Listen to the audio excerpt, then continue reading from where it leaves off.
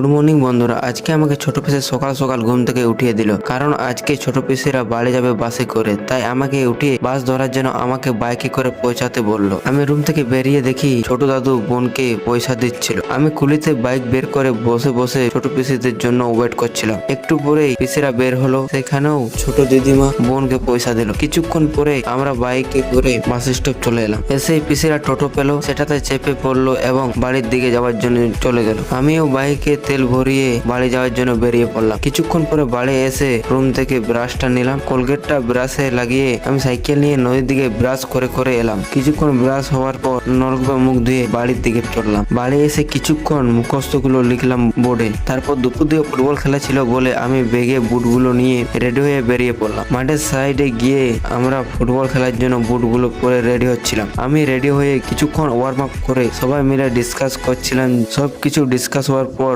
মাঠে খেলার জন্য নামতে যাচ্ছিলাম। আমাদের খেলা শেষ হয়ে আমরা প্লেনটিতে হেরে গেলাম। আমি ড্রেস চেঞ্জ করে পরের খেলাগুলো দেখছিলাম। খেলা শেষ হয়ে আমি বাড়ি চলে এলাম।